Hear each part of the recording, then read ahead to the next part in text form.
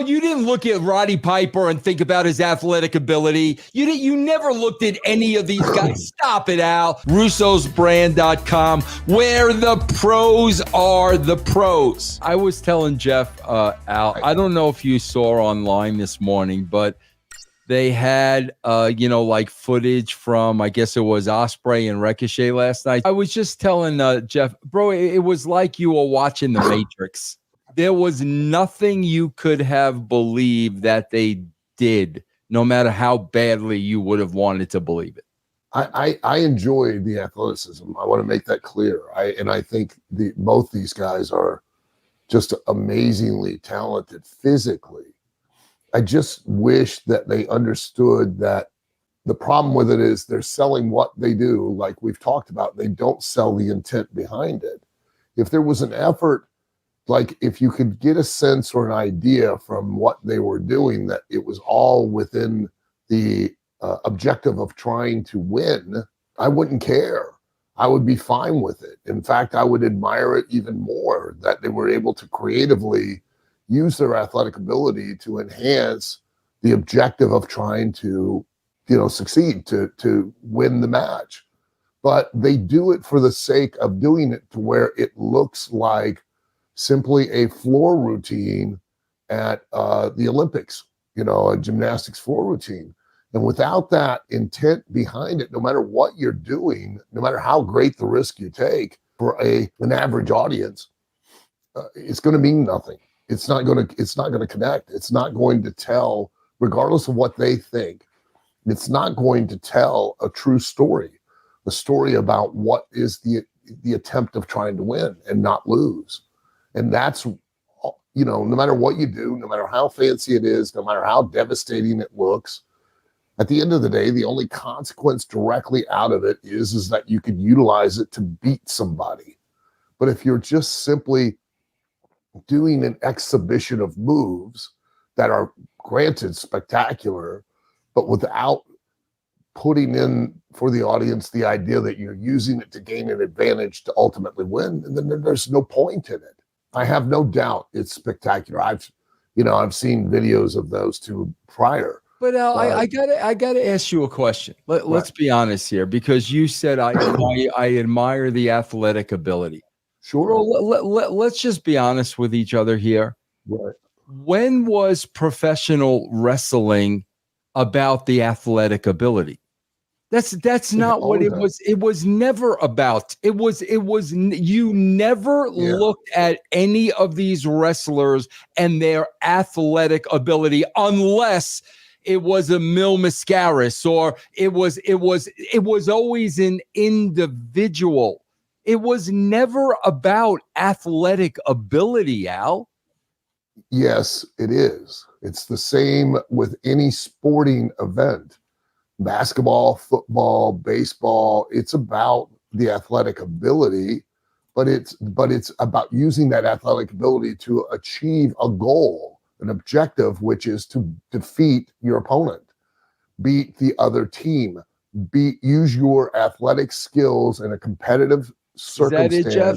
Yeah, let him finish what he was saying. Yeah, because it's not only like I was talking about. Yeah, no, because Al, Al, you didn't look at Roddy Piper and think about his athletic ability. You never looked at any of these guys. Stop it, Al. You never looked at any of these. Okay, but it's still there because they were. Of course, they were athletes, but it was never about their athletic ability ever, bro. Never about athletic ability with anything. In that case, it's never about athletic ability with anybody else either. It's not that in any other sporting event. It's about who wins and who loses and the consequence thereof. But there's still the underlying idea that these are high-level athletes that are competing against each other to win. And that has been that aspect, regardless of what anyone says, has been taken away. It's no longer communicated to the performers themselves, and it's no longer communicated to the audience. And without that communication of that idea, you don't tell a story. And ultimately, that's what professional wrestling sells, is a story that elicits a strong emotional reaction at the finish of the match based off of who won and who lost and how they did it. All right, here's your athletic ability, Al. Tell them how much you love their athletic ability. Go ahead, Jeff. Play the clip. Go. Here we go. Hey, ho, yay, ho, wow, Yeah, I know. yeah, hey, yeah, oh, hey, yeah, Al. Athletic ability. There it is. Oh, ho.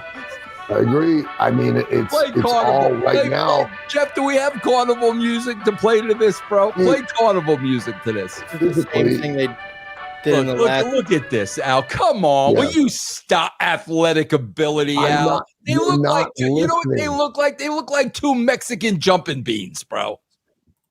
You're not listening. And all was spectacular, but the problem is that it ended with none of it ever looked like one person was trying to utilize what they were doing to put themselves in a better position to take advantage of the other person and beat them. It was a terrific performance, but it wasn't a work, and it wasn't working. It's not working an audience to allow them to believe the lie.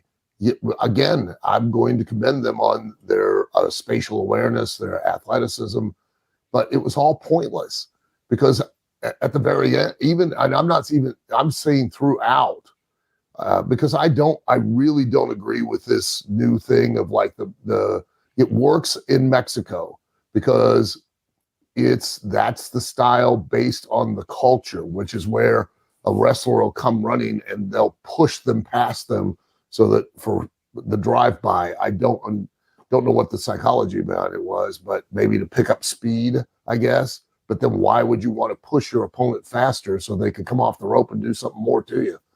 I don't get it, but it works. Please let me finish. God, you're annoying today. Do you do this all the time, like in your regular life? Because I can see why none of your family come over to your house.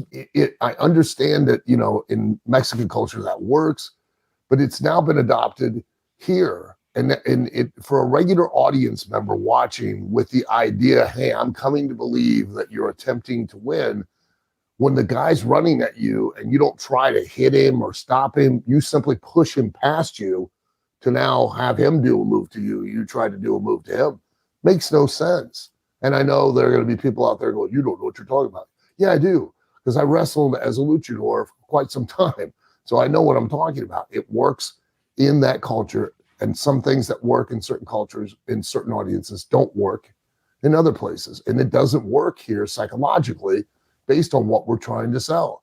And that whole display, no matter how great it looked, it doesn't, again, I can appreciate the athleticism, but it looked like a floor routine from the Olympics because there was no end result of, one person came out on top and put the other person in some kind of jeopardy of losing, which is ultimately the intent behind absolutely everything you do when you step in that ring.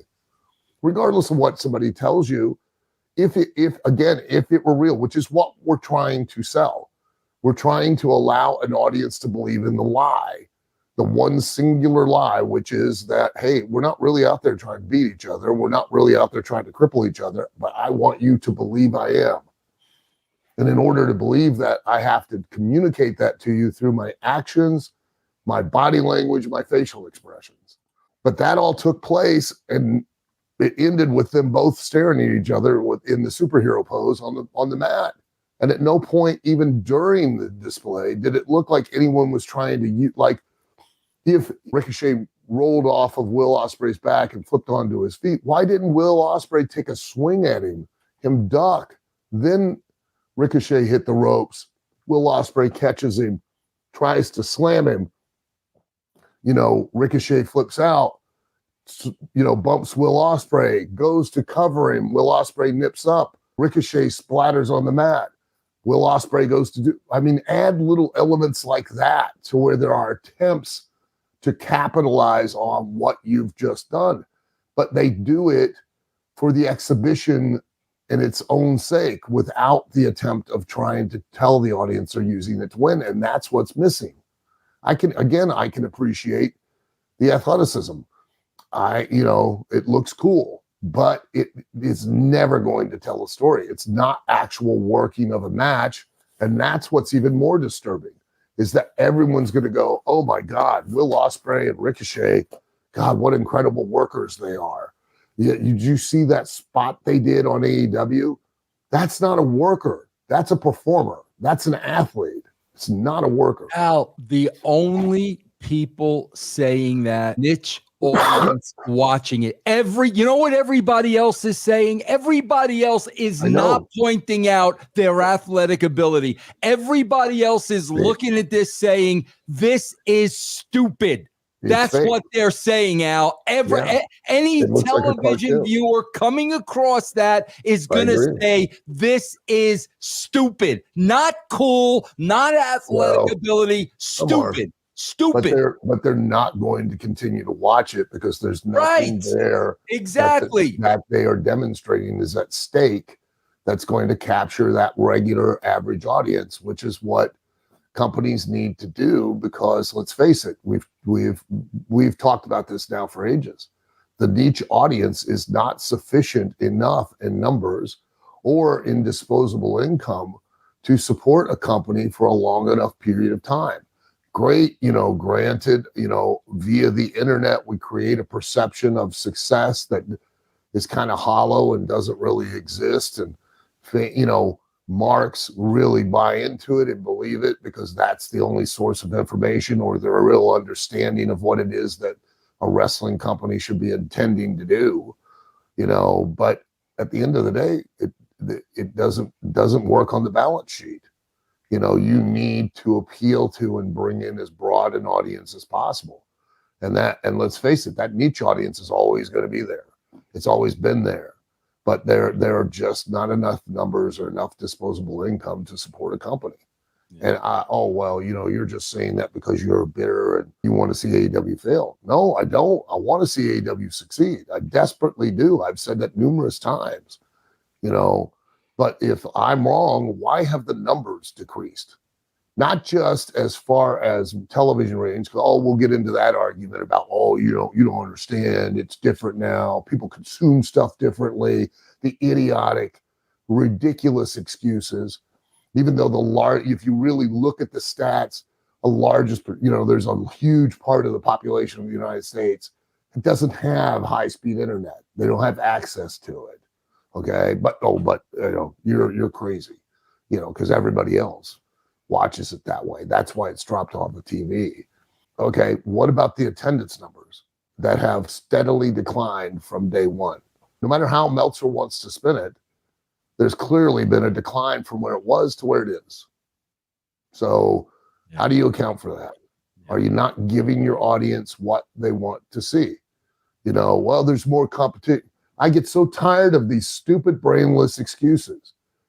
There's more competition now. There's always been competition. Like Tracy Smothers said, that McDonald's has a play place open. They have a ball crawl. I'm sure that'll outdraw us tonight. If you put something on that an audience wants to see, guess what they'll do? They'll tune in and watch it. There's more competition now. I wonder how Game of Thrones was able to garner such huge viewership numbers with all of the competition out there. I wonder how Walking Dead was able to do it. I wonder how Breaking Bad was able to do it because there's so much competition out there. The competition quit just for those people, but it didn't for wrestling. It quits. It stops. The competition stops for the NFL. So explain that to me. Because you all use it as an excuse. Every one of you do. And I would love to hear the justification that, that works for wrestling, but it doesn't work for the NFL or the NBA or. Well, Disco will tell you, it's not the way people watch wrestling anymore. They watch it. Okay. They watch it. Nobody watches TV the same way, period. So why is it that it's okay for one and not for the other? I'd like to hear it. Give me a logical explanation of how that affects wrestling, but it doesn't affect a popular TV show. how that affects wrestling, but it doesn't affect its other sporting events. Maybe it's because they're giving the audience what they want to see, and that's why they're tuning in. Yeah. Crazy, I know, but that doesn't fit the narrative that everyone now uses today. Honestly, I mean, it gets frustrating that the go-to is their attention span is just not the same anymore. So now we're going to downplay the intelligence of our audience. And we're going, it's too much competition. Oh, they don't watch it the same way. They don't watch anything the same way. Well, see, how do these other things still draw those numbers? Here's my argument with Glenn. Perfect case in point out. Glenn pointed out yesterday when Jey Uso won the Intercontinental title from Braun Breaker, 1.5 million people were watching. Okay, 1.5 million. And Disco claims 42 million people watch that clip on YouTube. 42 million. So I said, Glenn, that's not a victory. That is them telling you this show does not warrant me watching it for 3 hours. This show does not warrant me watching it for 2 hours. Will I watch a 3-minute clip? Oh, yeah, bro, I'll watch a 3-minute clip. I'm not going to sit through the show because it's not good enough to keep my attention for that long. That's what they're telling you. And to me, that's not a positive, Al. No, it's not. Again, Walking Dead, 2 hours, Breaking Bad, Sopranos. I go down the list. You could get clips and highlights of those on YouTube as well. But it was destination programming. You made sure you tuned in to watch because you were intrigued and captivated by the story that was being told. With wrestling, we now just go to the blanket excuse of, they watch it different. 42 million people watched it for 3 minutes, but they didn't watch it. Well, that's because they only needed to see that 3 minutes. Yep. But if they were captivated by the actual story that was being told, they would have felt like they needed to tune in and watch the whole thing. Right. It really is sloppy, lazy excuses. Yeah. And everyone uses them. And it just gets frustrating because it's like this now allows everyone to justify the fact that we're, again, no longer selling who and selling why, the intent and the consequence. We're just selling the what. Yeah. Which goes back to our original conversation about what was lacking and what was missing, but will be applauded for with Will Ospreay and with Ricochet. Again, a great display of physical ability. But at the end of the day, the average person is not going to sit there and be entranced or go, God, I got to watch these two again, because there was nothing that they felt like was at stake that got accomplished.